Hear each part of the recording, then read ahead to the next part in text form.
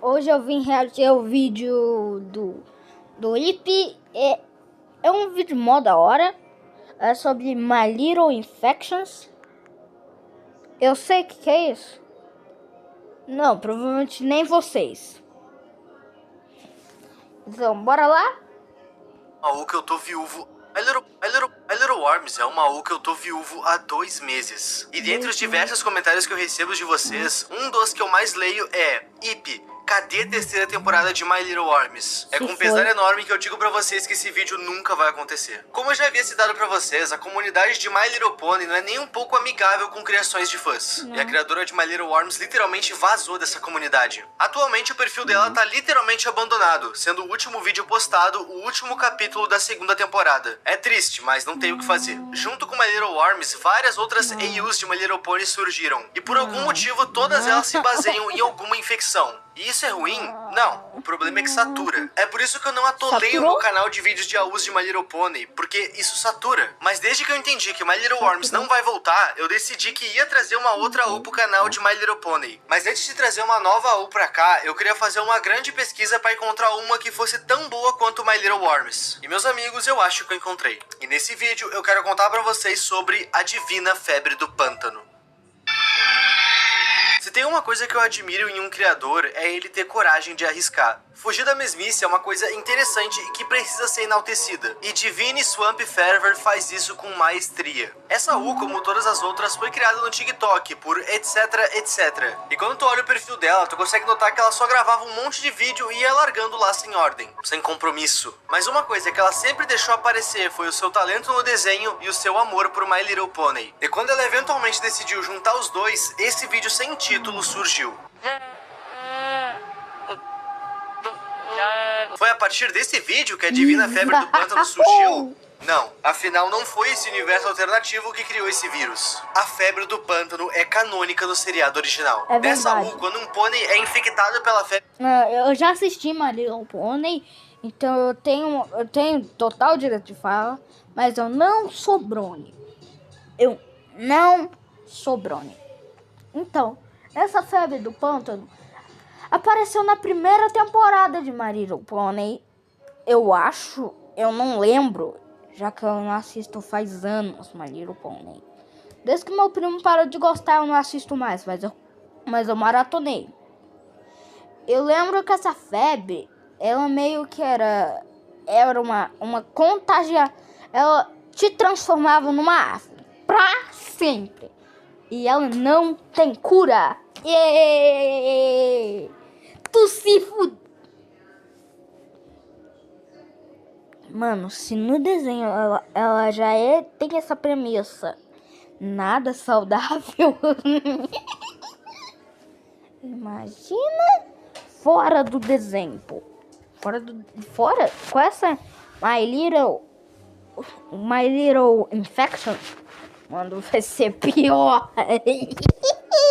do pântano, ele fica mais agressivo e começa a agir de forma mais primal. E no estágio final de infecção, o pônei infectado se torna uma árvore. Nos pântanos do universo de My Little Pony existe uma planta cujo nome é desconhecido. E essa planta causa uma febre nos pôneis por meio de esporos que ela larga. Uma vez que esses esporos são inalados, os sintomas começam a aparecer. Os sintomas iniciais são manchas pelo corpo, bem parecida com as manchas presentes nas plantas, e logo após as manchas, uma forte tosse vai aparecer. E em certos casos, o infectado pode até mesmo tossir bolhas. Depois de todos esses estágios, a gente enfim chega no último estágio. Nele, o infectado se torna uma árvore. A mesma árvore que produz a planta que o infectou. Sabe qual é a parte mais assustadora de tudo isso que eu falei? Todos esses sintomas, incluindo a transformação em árvore, é parte do seriado original. Uma vez inalado o esporo, o pônei se torna parte do pântano. No seriado original, uma cura é descoberta. E essa tal cura era tão milagrosa que ela curava um pônei segundos depois dele ter sido infectado. Mas nessa AU, infelizmente, essa cura não foi descoberta. O fato dessa história se aproveitar de algo existente no seriado original torna ela muito mais legal e diferente das outras. É claro que por isso aqui ser uma AU, a gente precisa ter algumas adições do criador. Como, por exemplo, o fato dos pôneis ficarem extremamente agressivos, coisa que não acontece no seriado original. Porém, a maior consequência dessa febre, o fato dos pôneis virarem árvores, é canônico no seriado original. Isso realmente acontece lá. Isso me faz pensar uma coisa: se essa flor transforma os pôneis em árvores, até mesmo o seriado original, então quer dizer que algumas árvores daquele pântano já foram pôneis? Isso é mórbido, até mesmo pra My Little Pony. Enfim, vamos pra história. O surto da febre do pântano aconteceu.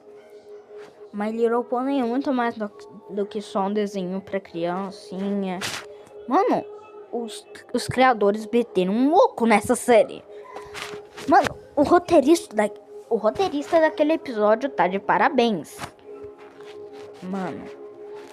Então, e se tacar fogo for a solução? Porque aí é só tacar fogo nas novas árvores. Porque aí, ó, porque aí não ia ter mais onde liberar esporos.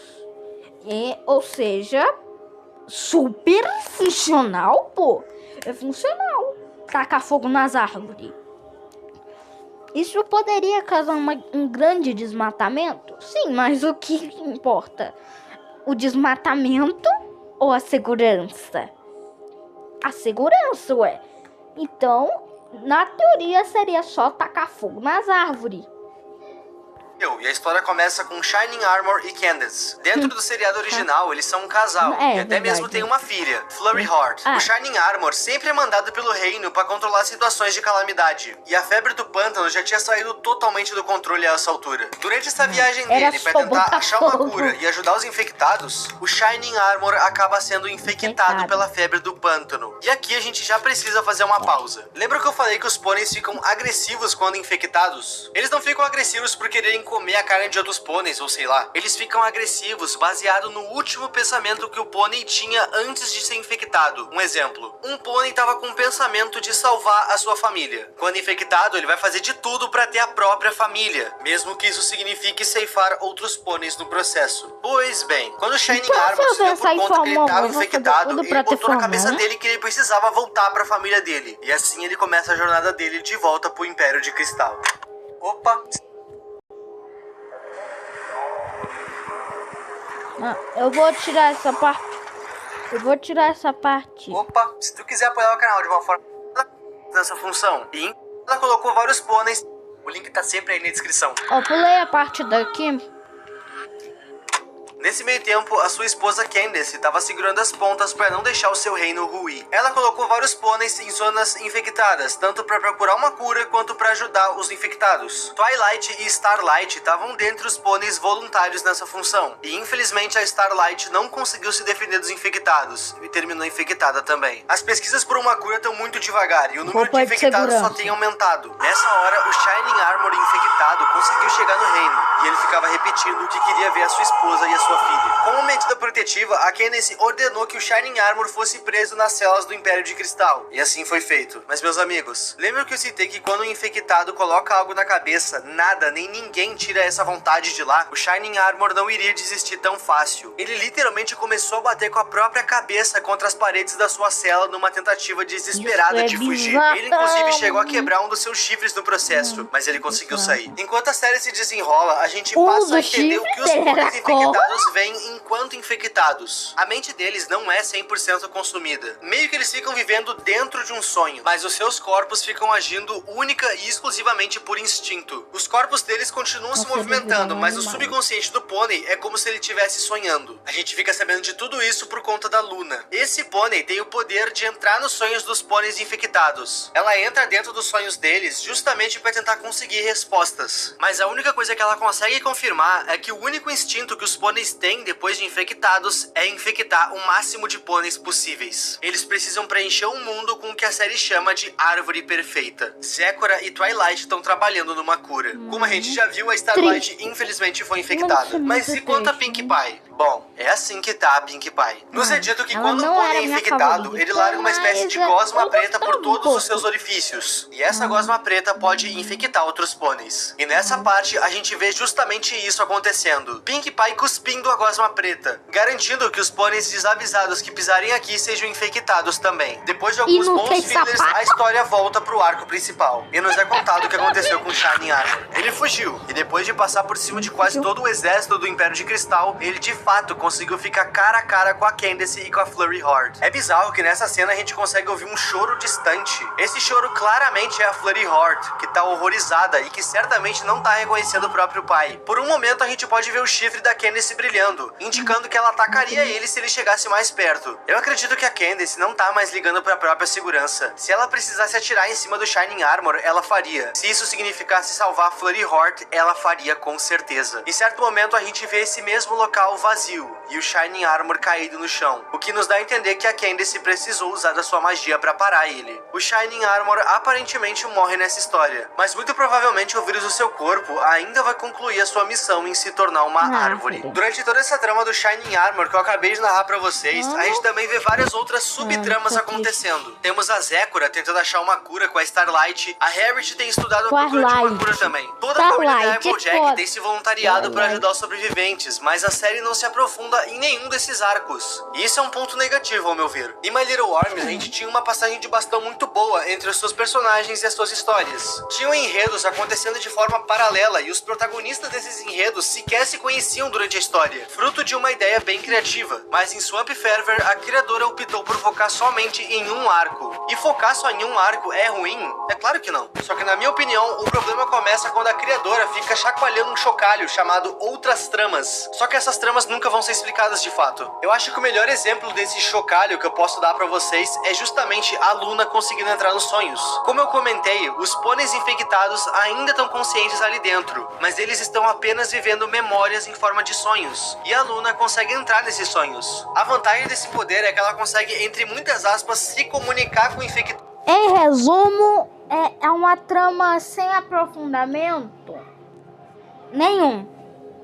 Sem colocar o corpo dela em risco. Ela não tem perigo de se infectar. Afinal, quando ela entra no sonho dos outros, o seu corpo tá em segurança. E nesses sonhos, ela não consegue muita resposta. Mas uma personagem ainda não citada aparece nesses sonhos quase que de forma mística. A Fluttershy ainda não deu as caras durante a infecção, mas por algum motivo ela aparece em alguns sonhos que a Luna visita. Nessa série, a Fluttershy é quase uma entidade. E adivinha, a série não explica o que essas aparições dela significam. E isso é muito broxante. Durante um dos sonhos, a Fluttershy vai se encontrar com uma personagem chamada Lyra, e a Fluttershy vai pedir desculpas pra Lyra por ter deixado ela pra trás. Esse diálogo me faz crer que talvez durante o surto a Fluttershy não tenha ajudado a Lyra, e com isso ela foi infectada. A Luna viajou pra esse sonho, e nesse sonho a Fluttershy tem culpa por ter abandonado a Lyra. Esse é o sonho de culpa da Fluttershy. No final desse vídeo a gente vai ouvir um código Morse tocando, e segundo as pessoas nos comentários, esse código Morse significa: não deixa a entrar. Nos vemos em breve. A teoria mais aceita é que a Fluttershy ainda tá viva. Esse sonho é só um sonho normal dela, e ela realmente sente culpa pela Lyra. Mas por algum motivo, a Luna tá tentando avisar a Fluttershy pra ela não deixar a Lyra adentrar os seus sonhos. Esse código Morse, essa frase, é a Luna tentando conversar com a Fluttershy. No final, a gente vê que a Luna tá acabada e sem respostas. A Celeste, que também tava na linha de frente, já não sabe mais o que fazer. Afinal, até agora, nenhuma cura foi descoberta. No seriado original, o primeiro pônei a descobrir uma cura e se curar é a Fluttershy. Então talvez esse contato que a Luna tá tentando fazer com ela não seja em vão. E só pra não deixar você sem respostas, o Shining Armor realmente se tornou uma árvore dentro do castelo. Mas ao que dá a entender, e segundo as teorias mais discutidas, ele tá se tornando algo maior e mais perigoso que uma simples árvore. E como tudo indica, numa possível segunda temporada, Shining Armor e Fluttershy terão bastante destaque. Eu só espero que nessa segunda temporada a gente tenha um pouco mais de diálogos. Se vocês olharem o perfil da criadora, vocês vão ver que nos vídeos a gente praticamente não tem diálogo nem texto. Muito do que eu falei aqui é só a minha interpretação baseada na ordem dos vídeos. Outra coisa que dificulta muito o entendimento dessa história é que boa parte desses vídeos são 1 minuto de nada. Apenas um personagem de boca aberta, só uma árvore pulsando, ou sei lá,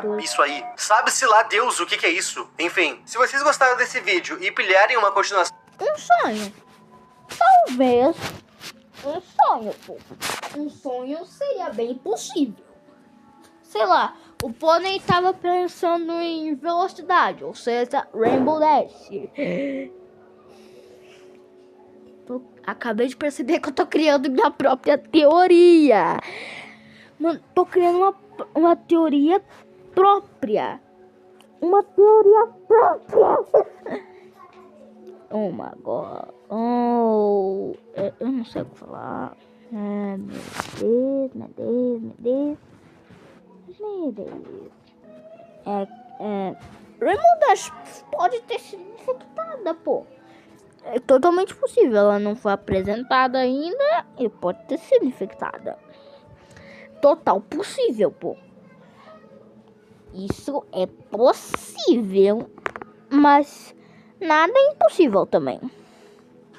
Pode ser qualquer coisa, porque é raio de velocidade, colorido. E qual é a cor da Hypernest? Colorido.